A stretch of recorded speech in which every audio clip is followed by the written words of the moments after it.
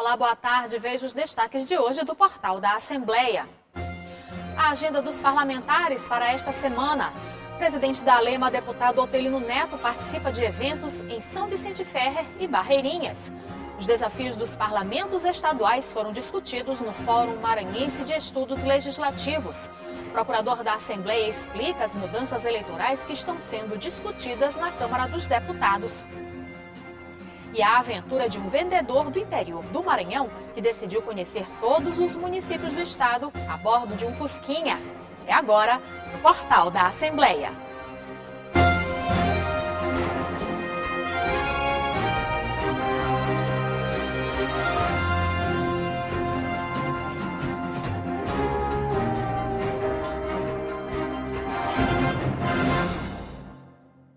A semana está começando com previsão de sessões plenárias e reuniões das comissões. Vamos falar ao vivo com o repórter Joelson Braga, que tem mais detalhes sobre a agenda dos parlamentares durante a semana. Boa tarde, Joelson. Boa tarde, Eli, a você e a todos que nos assistem. Isso mesmo, e eu começo destacando a reunião da CCJ amanhã, terça-feira, a partir das 8h30, lá na Sala das Comissões, aqui na Assembleia Legislativa. E a pauta da reunião de amanhã já foi adiantada, um resumo, já tem 33 itens a serem analisados pelos parlamentares, entre projetos de lei, projetos de resolução e vetos. E ainda existe a possibilidade de mais matérias entrarem nessa pauta para discussão, portanto, amanhã, a partir das 8h30. E a gente destaca a importância da comissão, da CCJ, Comissão de Constituição e Justiça, porque as matérias só podem chegar no plenário se antes passarem pela comissão, porque é lá que é atestada a legalidade, a constitucionalidade e os princípios, que norteiam se a competência também é da Assembleia em analisar essas matérias. Portanto, a reunião é amanhã a partir das 8h30, lá na Sala das Comissões. Na quarta-feira, no período da manhã, a Comissão de Meio Ambiente, que é presidida pelo deputado Rafael Leitor, se reúne. E ela está discutindo desde a semana passada um calendário para retomada das audiências públicas, por conta da pandemia, ficaram impossibilitadas de serem realizadas por conta da questão de aglomeração, e a presença de pessoas. Mas na semana passada já teve uma reunião com membros da SEMA, da Secretaria do Estado do Meio Ambiente, e está se discutindo agora o calendário. Na parte da tarde, teremos uma audiência pública aqui na Assembleia, lá na Comissão de Saúde, que é presidida pelo deputado Antônio Pereira. A comissão irá receber o secretário de Estado da Saúde, Carlos Lula. Ele vem com técnicos lá da secretaria para apresentar um relatório detalhado, dos 3 últimos quadrimestres do ano de 2020. Também por conta da pandemia estava impossibilitado da presença, da reunião dessa audiência pública. Portanto, amanhã, a partir das 14 horas, aqui na Sala das Comissões, a Comissão de Saúde recebe o secretário Carlos Lula. E, claro, durante toda a semana, teremos as sessões ordinárias, costumeiramente chamadas de sessões plenárias. É nas sessões ordinárias que os parlamentares se reúnem aqui no plenário da Assembleia Legislativa para deliberarem sobre diversos temas de interesse dos maranhenses. Portanto, essa é a agenda da semana, Eli. Eu volto com você. Obrigada, Joelson. Daqui a pouquinho a gente volta a se falar. E o presidente da Assembleia Legislativa do Maranhão, deputado Otelino Neto, participou das comemorações do aniversário da cidade de São Vicente Ferrer. A programação contou com uma série de inaugurações de obras e serviços entregues à população. O presidente da Assembleia Legislativa do Maranhão, deputado Otelino Neto, participou das comemorações do aniversário de 165 anos da cidade de São Vicente Ferrer. Ao lado do governador Flávio Dino, do prefeito Adriano Freitas, dos secretários estaduais Márcio Gerri e Jefferson Portela e de outras autoridades, o chefe do Legislativo acompanhou uma série de inaugurações de obras e serviços entregues à população pelo governo do estado ao município da Baixada Maranhense. O presidente da Assembleia destacou várias obras destinadas ao município que foram viabilizadas por meio de indicações e emendas parlamentares. Feliz em poder participar do aniversário de São Vicente entregando obras importantes. Eu tive a satisfação de ter feito a indicação de mais uma etapa do Mais Asfalto aqui. Essa indicação foi atendida pelo governador Flávio Dino, a obra já está inclusive concluída, assim como a indicação da reforma, da reconstrução do hospital local. Disponibilizei emendas para cá, para a distribuição de material esportivo para a juventude da cidade, assim como cestas básicas, enfim. fico muito feliz em poder participar da história de São Vicente, ajudando a melhorar a vida das pessoas. Entre as obras entregues ao município no dia do aniversário, destaque para a inauguração da primeira escola militar de São Vicente Ferrer. Durante a cerimônia, o governador Flávio Dino também entregou kits de equipagens esportivas para incentivar a prática de esporte na cidade. Meu respeito, meu carinho com toda a população de São Vicente e essa parceria sólida, essa união que faz a força entre o governo do estado e a Prefeitura Municipal de São Vicente. Parabéns, prefeito Adriano, e parabéns a todo o povo de São Vicente por esse importante evento dos 165 anos de fundação dessa importante cidade do Maranhão. A comitiva também aproveitou para visitar a unidade do IEMA no município, onde todos foram recebidos de forma calorosa pela comunidade acadêmica. A gente não tinha perspectiva de estudo integral e a gente está aqui aproveitando tudo, estudando. E é uma outra vida para a gente. São muitas obras, essa parceria do nosso mandato, o governador Flávio Dino e o prefeito Adriano Freitas. O prefeito Adriano Freitas destacou as parcerias realizadas com o governo do estado e o chefe do legislativo para o desenvolvimento de São Vicente Ferrer. Só tenho que agradecer ao presidente e deputado Otelino Neto pela grande parceria. Foi uma parceria que se formou há alguns meses atrás, mas graças a Deus a gente já tem bons frutos através dessa parceria. A gente só tem que agradecer ao presidente Otelino por sempre estar disposto a não estar nos recebendo e também levar todas as nossas demandas ao governador, já que ele está lá em São Luís, na Assembleia, então ele tem mais esse acesso e essa facilidade de poder chegar ao governador e, claro, poder ser atendido com tão brevidade como a gente está sendo. E o presidente Otelino também esteve em Barreirinhas, acompanhando o governador Flávio Dino. Entre os compromissos, o presidente da ALEMA participou da assinatura da ordem de serviço para a construção da ponte do Rio Preguiças e a revitalização do farol no povoado Mandacaru. O presidente da Assembleia Legislativa do Maranhão, deputado Otelino Neto, esteve em Barreirinhas acompanhando o governador Flávio Dino, o senador Everton Rocha, o prefeito Dr. Amilcar, o secretário das Cidades e Desenvolvimento Urbano Márcio Gerri e outras autoridades, em uma extensa agenda de compromissos no município. O ponto alto foi a assinatura da ordem de serviço para o início da construção da ponte do Rio Preguiças e a revitalização do farol Preguiças no povoado Mandacaru. O presidente da ALEMA destacou a importância das obras para os moradores e para o turismo da cidade. Neste momento, entregando produtos importantes, equipamentos importantes e prestigiando a ordem de serviço para a realização deste sonho tão antigo da população de Barreirinhas. O governador Flávio Dino também entregou cestas básicas e kits esportivos e falou sobre os benefícios destinados à região dos Lençóis. Melhorando a entrada ali até a duna, o comércio, fazendo calçada, que é bom para quem caminha, é bom para o comércio local. Estamos apoiando a agricultura familiar aqui, porque Barreirinhas não é só área turística, tem uma zona rural imensa. Nós inauguramos 4 escolas na zona rural de Barreirinhas, muita gente não sabe, 2 milhões de reais só em escola. E nós estamos liberando, Lourdes, você que é minha amiga tão querida, nós estamos liberando esse ano mais 1 milhão para a agricultura familiar aqui de Barreirinhas, para produzir alimentos, produzir comida. As perspectivas e os desafios dos parlamentos estaduais na formulação de políticas públicas foi o tema debatido pelo Fórum Maranhense de Estudos Legislativos. O encontro online contou com a participação de parlamentares maranhenses e de Pernambuco. O Fórum Maranhense de Estudos Legislativos realizou live sobre emendas parlamentares impositivas no Orçamento Geral, perspectivas e desafios dos parlamentos estaduais na formulação de políticas públicas. A gente teve a iniciativa do Fórum Maranhense de Estudos Legislativos para que se faça conhecer melhor os processos legislativos, a importância que tem o parlamento em nível municipal, estadual e federal. E a gente promover intercâmbio de conhecimentos, estudos sobre o que acontece e é da finalidade dos parlamentos. A gente espera com isso promover intercâmbio de conhecimento, fazer a sociedade conhecer sobre a importância do legislativo. No Maranhão, em dezembro de 2020, A Assembleia Legislativa aprovou a proposta de emenda constitucional de autoria do presidente Otelino Neto e do deputado Dr. Iglesio, que alterou o artigo 136A da Constituição Estadual, criando a impositividade das emendas parlamentares individuais, prevendo índices de reserva orçamentária para seu cumprimento.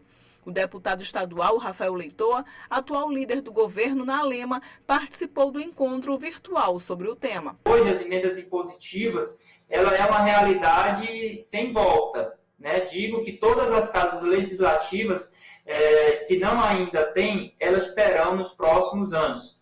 E as câmaras municipais também começam de forma muito forte a aprovar no orçamento municipal emendas impositivas. Nós já temos o exemplo da nossa capital, São Luís, e nós temos também, queria informar a vocês, que na última semana a Câmara Municipal aqui de Timon, município que eu moro, aprovou na LDO emenda impositiva na ordem de 1,2 da receita corrente líquida. Aqui nós somos 21 vereadores e cada vereador terá aí no orçamento R$230 mil. O evento online teve como debatedor o consultor legislativo da Assembleia Legislativa de Pernambuco, Alexandre Torres, o consultor geral da Assembleia Legislativa do Maranhão, Aristides Lobão, e como mediador pelo Fórum Legisma, o consultor legislativo da Alema, Flávio Olímpio. Essa sistemática será implantada na execução orçamentária. O Estado do Pernambuco foi um dos pioneiros, salvo o melhor juízo, desde 2014, mesmo antes da emenda constitucional federal que estabeleceu as emendas impositivas, o Estado do Pernambuco já dispunha desse dispositivo. Agora é ver como é que vai ser essa questão da execução. Realmente, já que existe esse texto constitucional prevendo a execução obrigatória por parte do Executivo, no caso das emendas de todos os parlamentares, independente de ser governo ou oposição, cabe, no caso, à Comissão de Orçamento da Assembleia criar mecanismo que possa acompanhar a execução dessas emendas, obviamente. Muito interessante a ideia de abrir para discussão de temas relativos ao legislativo. Coloco-me à disposição, juntamente com a consultoria legislativa. O deputado Rafael pode ter também a colaboração da gente. Podemos, sim, firmar parcerias de compartilhar conhecimento, compartilhar quaisquer informações relativas a esse domínio a outros, também pertinentes à Assembleia, a políticas públicas, direito. E veja no próximo bloco, o procurador da Assembleia Legislativa explica as mudanças eleitorais que estão sendo discutidas na Câmara dos Deputados. Você acompanha logo após o intervalo.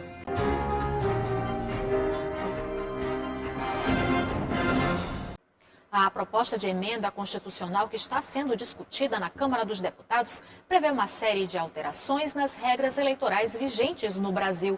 Se aprovadas, as mudanças passam a valer já nas próximas eleições. Uma das reformas institucionais mais reclamadas no país é a reforma política. Por isso mesmo, mudar as regras de acesso a cargos eletivos é uma batalha que demanda muita negociação entre os membros do Congresso Nacional.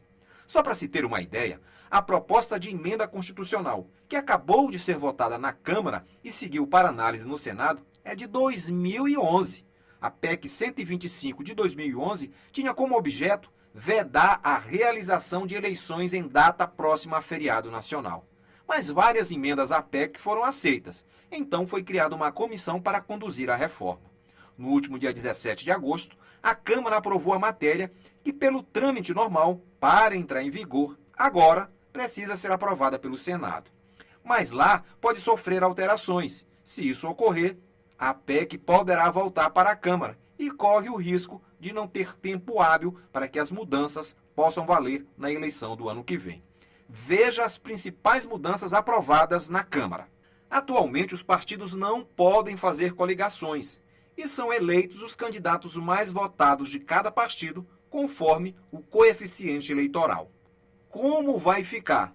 Voltam as coligações e assim os partidos podem se unir em um bloco e serão eleitos os mais votados da coligação. Este é um dos temas mais polêmicos da reforma política. O fim das coligações ocorreu em 2017 e as eleições para prefeitos e vereadores ano passado foram realizadas neste sistema.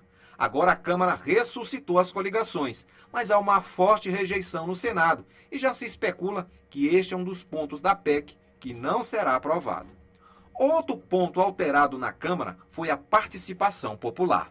Os projetos de lei de iniciativa popular hoje precisam de 1 milhão de assinaturas para que sejam apresentados e tenham prioridade na Câmara Federal. Com a mudança, este número cai para 100 mil assinaturas. Como exemplos de iniciativa popular que viraram leis, temos a Lei da Ficha Limpa e a Lei de Crimes Hediondos. A reforma política também atinge o fundo eleitoral e partidário, e ainda a participação política das minorias. Hoje, o voto em mulheres e negros tem o mesmo peso para o cálculo de divisão do fundo eleitoral. Com a mudança, o voto em mulheres e negros passa a ter o dobro de peso. Esta é uma maneira de incentivar estes tipos de candidaturas.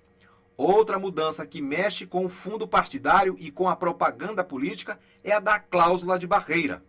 A cláusula de barreira em vigência é de que partidos têm que atingir o mínimo de 2% dos votos válidos em 1/3 das unidades da federação. Se não alcançar este percentual, não terão acesso a recursos do fundo partidário e à propaganda eleitoral em rádio e televisão. Com a mudança, os partidos precisam eleger pelo menos 11 deputados federais distribuídos em pelo menos 1/3 das unidades da federação, ou 5 senadores, computando-se entre eles os que estejam na primeira metade do mandato no dia da eleição. Outra mudança aprovada na Câmara é a data da posse do presidente da República e dos governadores eleitos. Atualmente, a posse tanto de presidente da República quanto de governadores é estipulada para o dia 1º de janeiro. Com a mudança, a posse do presidente ficaria para o dia 5 de janeiro e a do governador para o dia seguinte, dia 6 de janeiro. Mas neste caso específico, esta mudança só passaria a vigorar em 2026. Agora, um detalhe. Pela regra eleitoral, para que essas mudanças possam valer nas próximas eleições, elas precisam ser aprovadas 1 ano antes do pleito, portanto, no início do próximo mês de outubro. É que em outubro do ano que vem, nós iremos eleger o presidente da República, senadores, deputados federais e deputados estaduais. Agora a PEC está no Senado e deverá passar primeiro pela Comissão de Constituição e Justiça, que tem prazo de 30 dias para emitir o parecer. Só depois a PEC vai à votação no plenário, em 2 turnos. Por isso, há a corrida contra o tempo, para que as mudanças possam valer nas eleições do ano que vem. Bom, a matéria feita pelo Joelson Braga, então a gente volta a falar com ele, que traz para a gente um panorama de como serão as próximas eleições, caso a PEC seja aprovada. Joelson, eu volto com você. Ali, pelo tamanho, né, da matéria, já se viu a quantidade de mudanças, de alterações que a gente vai ter, né? Essa PEC está se propondo, né, no processo eleitoral aqui no nosso país. Lembrando mais uma vez que a PEC foi aprovada na Câmara, já está no Senado. E a gente vai conversar aqui com o Dr. Tarcísio Araújo, que ele é procurador-geral da Assembleia, que também está por dentro desse tema, que é importante também, principalmente aqui para os deputados estaduais, que ano que vem tem eleição, e eles devem saber que como jogar nesse tabuleiro, né, eleitoral. Principalmente, doutor Tarcísio, a questão das coligações. Em 2017, elas foram retiradas, em 2018 a gente teve eleição já sem essas coligações, e agora elas foram aprovadas na Câmara. Isso é um retrocesso ou isso é bom? Como é que o senhor analisa? Primeiramente, boa tarde, Joelson, boa tarde a todos os telespectadores. Obrigado pelo convite, da gente conversar um pouco a respeito dessa reforma que está acontecendo, essa reforma eleitoral, através dessa PEC que está se tramitando lá no Congresso Nacional. E, como você disse, já foi aprovada na Câmara dos Deputados e agora passou para o Senado. E talvez o principal assunto, o mais polêmico, é esse da volta das coligações, o que também está sendo chamado de federações partidárias, e que eles vão se juntar, os partidos, apenas para o quadriênio, para a legislatura. E, realmente, é uma situação bastante polêmica e que, na minha opinião pessoal, confesso que é, sim, um retrocesso, porque você fragiliza mais uma vez os partidos, que eu acho que os partidos precisam ter essa autonomia, precisam ter essa solidificação, e isso só ganha a democracia que ela precisa, a nossa democracia ainda que é bastante recente, ela precisa desse amadurecimento. E se cada ano, cada eleição tiver essas mudanças de regras, tanto para os operadores do direito, para os candidatos e principalmente para os eleitores, eles vão ficar cada vez mais sem saber qual é a regra que vai ser jogada, né? Qual é a regra que vai ser executada. Então, isso causa essa dificuldade, causa sempre essas polêmicas, mas eles são os representantes do povo, né? Então eles têm autonomia, legitimidade para propor as regras, e aí eles precisam atender o que está determinado na Constituição, que é a questão da anterioridade anual, enfim, outras regras e as cláusulas pétreas, e isso precisa ser bem delimitado agora. Então é esse momento. Tarcísio, também é uma discussão grande essa questão do fundo eleitoral, fundo partidário, né? Agora, para as candidaturas de negros e mulheres, ele teria um peso maior, né? Uma forma de incentivar mais que essas pessoas participassem do processo político. Qual é a sua análise sobre esse tema? Como eu falei, assim, a nossa democracia ela é recente, ela é jovem, então ela precisa desse fortalecimento.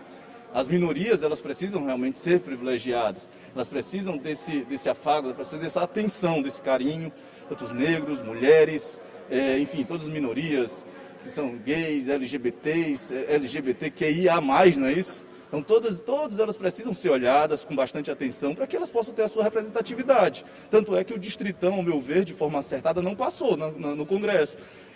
Porque fragilizaria exatamente essas minorias, que elas precisam de uma representação no parlamento.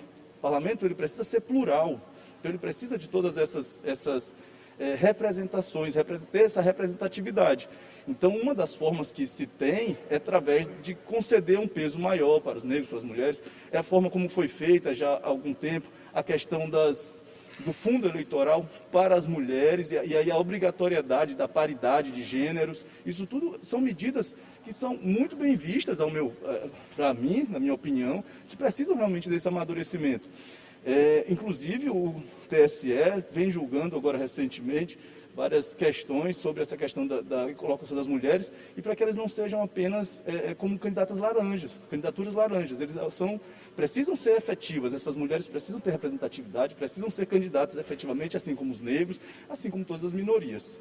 Doutor Tarcísio, também agora a corrida é contra o tempo, né? A gente sabe que a lei tem que ser aprovada um ano antes do pleito eleitoral. Ano que vem, em outubro, teremos eleição. Então tem que ter até o mês de outubro, o mês já acabou, agosto, já estamos adentrando em setembro. Você acha que haverá tempo hábil para a conclusão de todas essas reformas?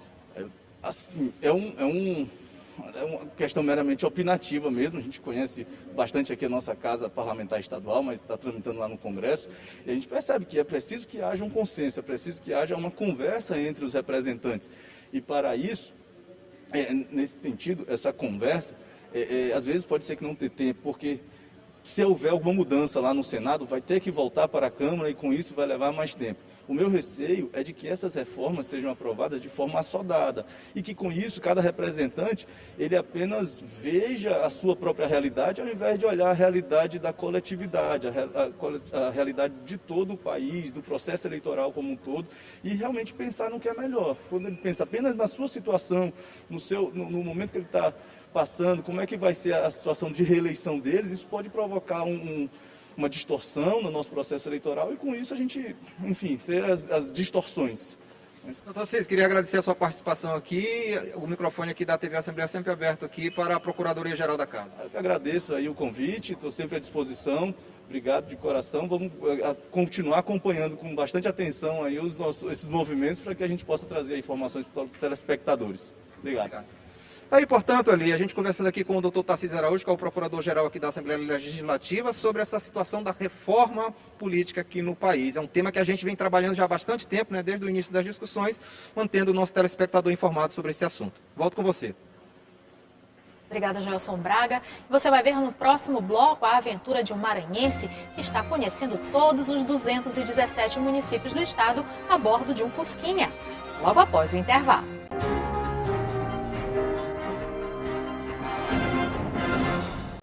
Continua em São Luís a aplicação da terceira dose da vacina contra a Covid-19 em idosos.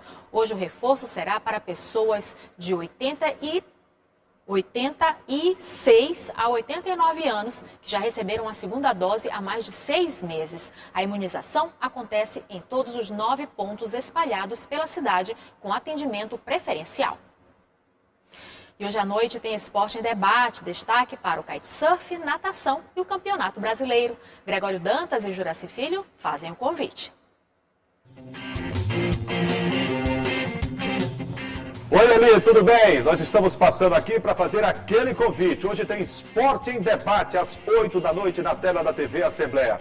Canal 9.2, TVN, canal 17. Tem muita coisa boa hoje, Greg. Tem sim, Juraci. Nós vamos falar muito sobre a menina Sofia, né? Sofia do Alibe. Isso, da natação. Também vamos falar sobre o Campeonato Brasileiro da Série B e da Série D. Bom para Bolívia. Bom para Bolívia e ruim para o Moto, ruim para o Juventude e péssimo para o Imperatriz, né? Teve a tragédia lá no estádio. Ainda bem que sem vítimas, né? Mas desabou uma parte da estrutura da cobertura, né?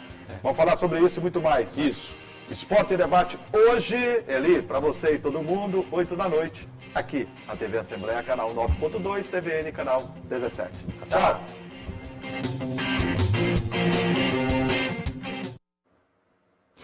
E agora você vai conhecer a história de um vendedor de Alto Alegre do Maranhão que tinha um sonho de conhecer o mundo viajando de carro próprio. Em junho deste ano, ele resolveu colocar o plano em prática, começando pelas cidades maranhenses. A aventura está sendo feita a bordo de um valente companheiro, um Fusquinha azul. Eles dois são inseparáveis. Sinaldo não se vê mais longe do Fusquinha azul, que tem levado ele a desbravar os 217 municípios maranhenses. Esta é a história de um vendedor de 36 anos de idade de Alto Alegre do Maranhão, que saiu da zona de conforto para uma longa viagem cheia de aventuras a bordo do carro mais popular do mundo, o Fusca. Já percorri mais ou menos 50 cidades e já rodei... Vai completar 5.000 quilômetros que eu já percorri. Então, o Fusca para mim eu sou apaixonado por esse carro, eu não vendo, não troco. E vai completar 2 anos que eu adquiri ele.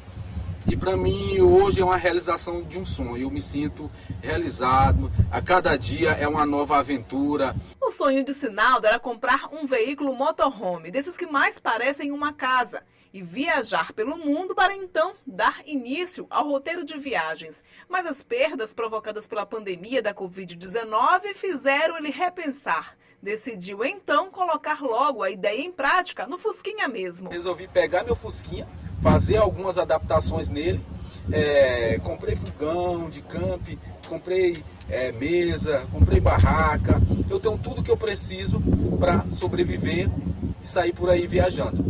A rotina não é mole não, ele sempre pesquisa antes sobre o próximo destino, faz a própria comida, dorme onde pode e registra tudo. Os recursos para se manter vêm das economias próprias e de apoios financeiros.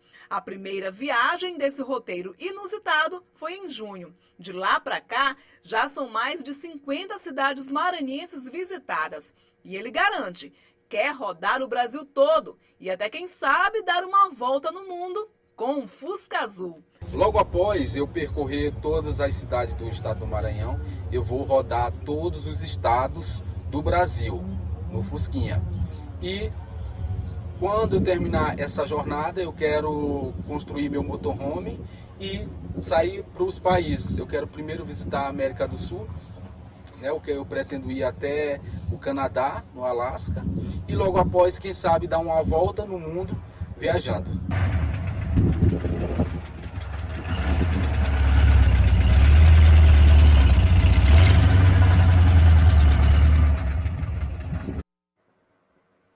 Que aventura legal, né? Boa viagem, Sinaldo. E o portal da Assembleia fica por aqui. Para rever as reportagens de hoje, acesse o site al.ma.leg.br/tv. Uma ótima tarde para você. A gente volta a se encontrar amanhã. Até lá!